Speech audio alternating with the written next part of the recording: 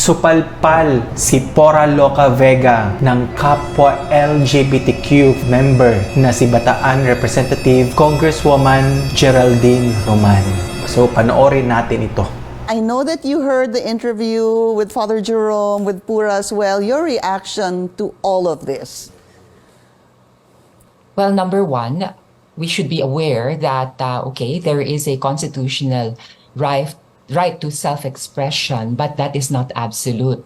And as responsible citizens, we should know that all of our actions have consequences. Ako naman nagugulat ako bakit si Pura hindi niya daw inaasahan tong reaction from society, from the Philippines, where a large number of citizens are Catholics. Basic human psychology, kanina pinapanood ko si Pura. Meron siyang mga pictures ng pamilya niya. And admittedly, mahal niya ang mom niya, ang family niya. Well, Pura, mahal din ng mga Katoliko si Jesus Christ. What if I got pictures of your mom? I tampered with them. I parody your mom or your family for that matter. How would you feel? Matutuwa ka ba? Basic human psychology yan, Pura. And as an artist, hindi ka naman pwedeng may free license na make parody of everyone or anything that to address your personal issues. You were saying that you had personal issues with the Catholic Church. Well, that's not the way to deal with it. You cannot deal with your personal issues at the expense of others. The more mature way of dealing with your personal issues is to approach a priest, talk it out. Okay, you have your art, pero you have to be careful.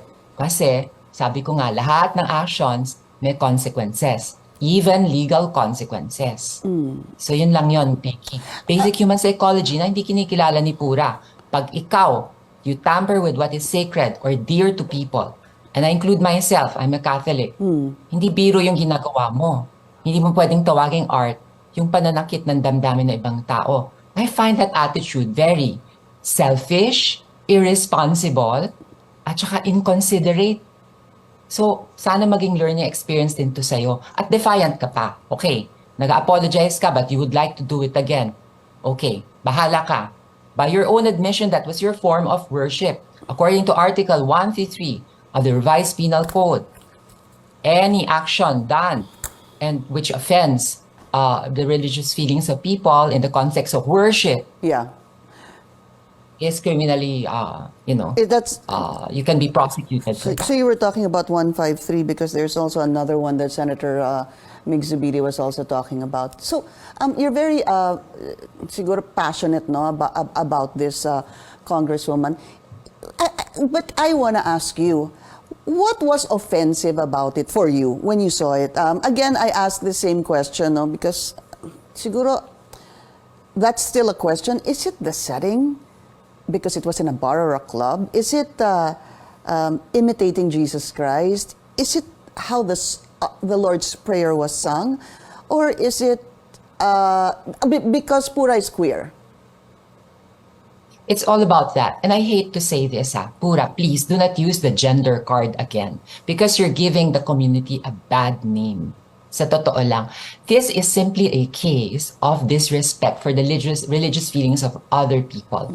And now, because binabatikos ka ng marami sa lipunan, you're waving the queer card. Don't be unfair.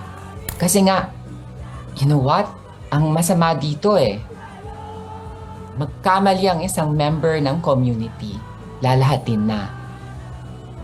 And we should all be aware of this, lahat ng members ng LGBT community. All we're asking for is a little bit of respect for other people. We demand respect through the SOGI Equality Bill. We demand respect sa, different rights that we're fighting for from the community, which are all valid. Kaya nga lang, if we have just one member, na katulad ni Pura na, all that work down the drain.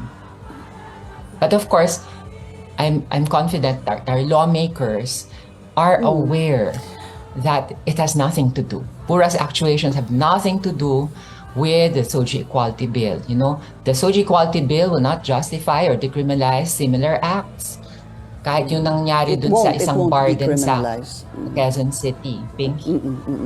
But Congresswoman, yung pong siguro, balikan lang natin yung it's very disrespectful for kanina, Father Jerome, for Congresswoman Geraldine. But pag sabihin po ni Pura, I know this is ano kasi, no, it becomes very relative. What could be blasphemous for one could be an expression of art or worship for another. But mahaba pa pong usapan yun. But I guess, was there anything that Pura said that somehow resonated to you, such as being excluded, way of worship, it made Pura somehow feel included. Was there anything, any point in what Pura said that somehow made sense? Well, I feel for Pura because the truth of the matter is that there are some Catholic priests who are very exclusive and judgmental towards the queer community, the LGBT community. But as I said, this is not the way to deal with that personal issue. The way to deal with this is to approach a priest who is more compassionate, more understanding, as has been the case with myself. I'm an openly trans woman in my parish. Mahal ako ng mga pare, hindi naman ako inuhusgahan. And this is also the case for so many members of the LGBT community who work for the church and who are welcomed in their parishes. So I'm sorry, Pura, na ganun na experience mo. But really, this is not the way to deal with this. The mere fact na my God, pinost pa to sa social media, well, what do you expect? Ganito talaga maging reaction ng mga Katoliko. In the same way that you would feel hurt if I tore down the pictures of your mom na nakasabit dyan sa likod mo. Your mom is sacred to you, and I understand that. We love our moms. We love our families. And there are many other things that we hold sacred to us. And we're talking about a collective of people, a large number of Catholics in the Philippines, na sagrado yung image in Jesus Christ, sagrado yung Lord's Prayer. And alam mo, may mga bagay na sagrado that you should not just tamper with and expect to get away with it and call it art. I'm calling for just basic human, compassion and sympathy, no? And also human psychology lang naman to, an understanding of human psychology. You touch something that is sacred to us, naturally, we will get hurt and we will have these reactions, which is not to say that I will approve of violent reactions against Pura or there shouldn't against be her space for that, no? Congresswoman, because we know that social media, there have been not very good, violent even, very ugly comments. What do you say to people who have commented violently or too aggressively about this whole thing? Wag naman ganon. Alam mo, mga swerte nga si Pura eh. Ang mga Katoliko, very forgiving. Tell Pura to do that against other less tolerant religions. Tignan na lang natin kung anong mangyayari, no? Pero mga Katoliko, very forgiving nga. Kita mo yung CBCP, they're not even contemplating any kind of legal action. Doon naman sa mga nagre-react, sana wag nyo naman lahatin. Hindi naman to issue ng LGBTQ+. This is simply a possible violation of Article 133 of the Revised Penal Code. Okay. And sabi ko nga, marami pong mga LGBT na nagmamahal, lumirespeto at naglilingkod sa Diyos at simbahan. So please, sabi ko nga sa mga members ng LGBT community, always try to do good. Kasi it sounds unfair, but pag nagkamali ang isang LGBT sa lipunan, nilalahat. Unfairly, that's a sad fact of the matter. Which should not be the case, hindi ho ba? Kasi kung hindi naman dapat sa LGBTQ, dapat po lahat tayo. Pero, dapat, Pinky, pero walang mawawala if we do good, right? No, that's Wala true. namang mawawala. In fact, that's my exact point. Hindi lang LGBTQI community, lahat tayo dapat gumawa ng mabuti as best as we can, hindi ho ba? Maybe just a last question, how to move forward with this, Congresswoman? I mean, because there have been statements, or I would not call them threats, but it could be substantiated that this is a criminal offense or a case could be filed. Should it go there? Dapat ho bang makarating pa doon? well, the last case regarding Article 150 of the Revised Penal Code was filed by Harriet Demetriou, and she even sued a Dominican friar for expressing his opinion about the lipa apparitions in Batangas. So I don't know if somebody will file charges against Pura Luka Vega, and nasa kanila yan.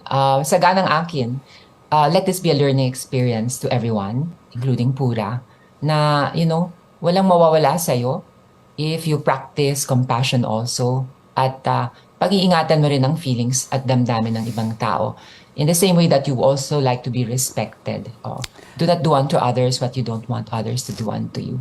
Yun lang naman. I always try to remember that. Don't do unto others what you don't want others to do unto you. I mean, I'm just speaking personally, not in relation to anything. But that's really a nice thing to always remember. Huwag mong gawin sa ibang tao yung ayaw mong gawin ng ibang tao sa'yo. But I'm First District Representative Geraldine Roman. Thank you so much for your time, and it's good to see you again.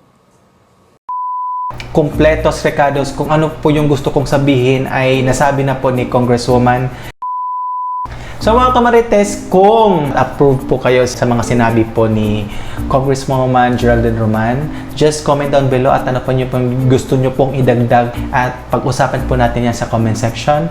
If you like this video and gusto nyo pa pong makarinig ng mga iba't ibang mga issue po, national issues, and don't forget to click subscribe and click the notification bell para updated po kayo sa aking mga upcoming videos. It's me again, Winston Giladera, ang iyong kamarites. Bye-bye!